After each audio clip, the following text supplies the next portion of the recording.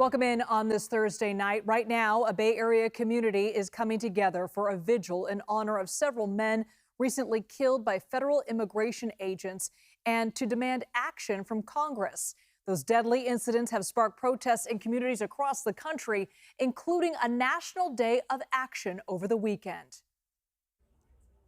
And Liz, we're live here in Concord with this evening. There is a vigil that's just about to get underway. Organizers here in Todos Santos Plaza are calling the attention to the recent high-profile deaths of several people during their interactions with federal immigration authorities all across the country. In the span of a week, 3 men died, including a Colombian immigrant who was shot during a confrontation with ICE agents in Maine.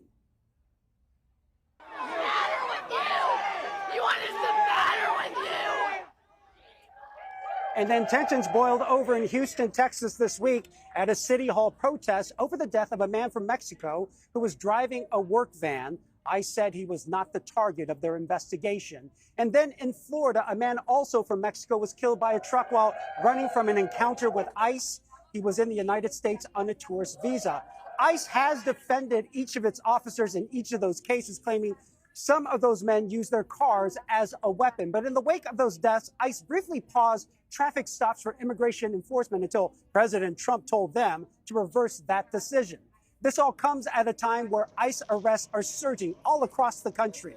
New data from last month shows more than 43,000 people were booked into detention centers, the highest monthly total since May of 2019. ICE says more than 65,000 people are currently in custody.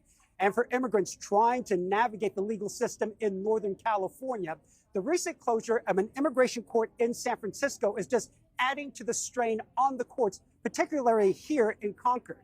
Katie Nielsen has a closer look at that impact.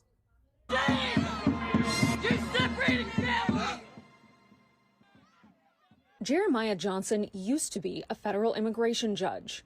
I had served for 8 years in San Francisco and learned that this past November I was fired with no cause given, and it was through an email. He still hasn't found a new job yet, but more than that, he says he's worried about the reasons behind the court's closure. I think by firing judges, you reduce the number of people that can hear these cases. You're sending a chilling effect to others, and in essence, you're basically saying no more hearings. We're not going to have a full and fair hearing. And now we're getting cases set for 2029, even 2030. Ghassan Shamia is an immigration attorney representing those whose cases are working their way through the system.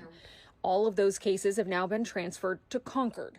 He says this was a very clear message from the Trump administration. If you don't acquiesce to what we want, if you don't bend the knee, this will be your fate. We will not only fire you, but we will close the courts down and prevent cases from being heard and move them so that they are delayed. In a statement in May, the DOJ said closing the San Francisco courthouse was a cost-saving move. When asked about the impact of the closure on cases in Concord, a DOJ spokesperson blamed it on the backlog of cases caused by the Biden administration by, quote, allowing millions of unvetted immigrants into our communities.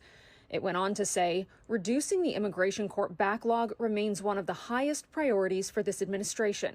The Justice Department is restoring integrity to our immigration system by hearing cases fairly, expeditiously, and uniformly in accordance with the law.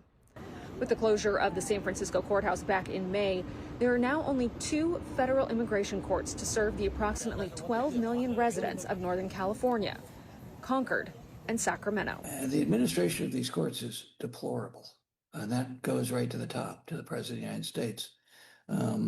So I'm very concerned because it's a mess and it affects not just the people directly involved, but it directs the community as well. Jeremiah says the other issue is Concord's courthouse is smaller, originally designed to take pressure off the San Francisco courts, not to replace it.